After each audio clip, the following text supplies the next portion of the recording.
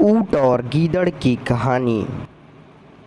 बहुत पुरानी बात है। एक जंगल में दो पक्के दोस्त रहते थे। एक था गीदड़, दूसरा था ऊंट। गीदड़ काफ़ी चालाक और ऊंट सीधा साधा था। ये दोनों दोस्त घंटों नदी के पास अपना सुख दुख बांटते थे।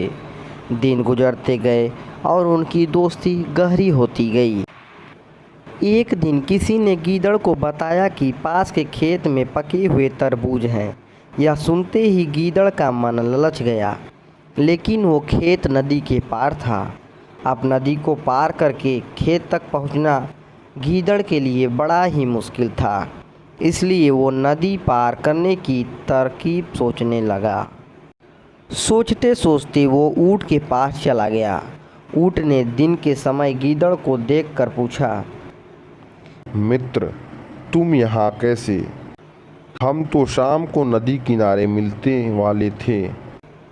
तब गीदड़ ने बड़ी ही चालाकी से कहा, देखो मित्र, पास के ही खेत में पके तरबूज हैं। मैंने सुना है तरबूज बहुत मीठे हैं।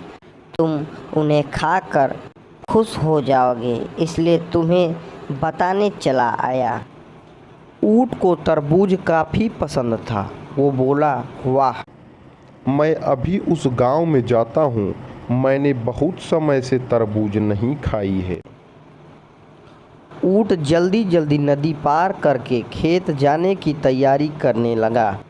तभी गीदड़ ने कहा, दोस्त, तरबूज मुझे भी अच्छे लगते हैं, लेकिन मुझे तैरना नहीं आता।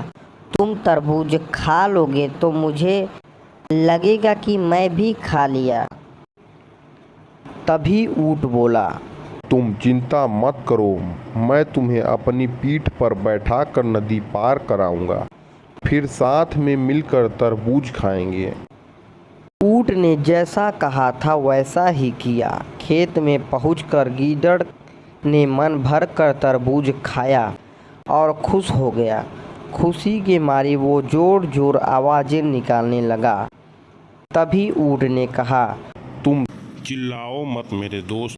लेकिन वो माना नहीं। इधर गीदड़ की आवाज़ सुनकर किसान डंडे लेकर खेत के पास आ गए। गीदड़ चालाक था, इसलिए जल्दी से पेड़ों के पीछे छुप गया। ऊँट का शरीर बड़ा था, इसलिए वो छुपा नहीं। किसानों ने गुस्से के मारे उसे बहुत मारा। किसी तरह अपनी जान बचाते हुए ऊँट खेत के बाहर निकल गया।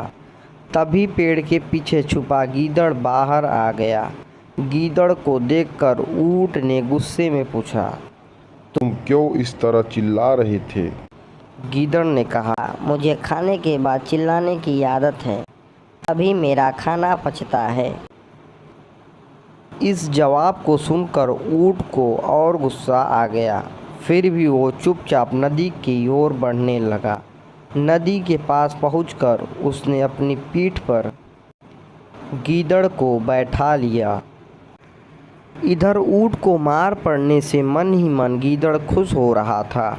उधर नदी के बीच पहुंचकर ऊँट ने नदी में डुबकी लगानी शुरू कर दी।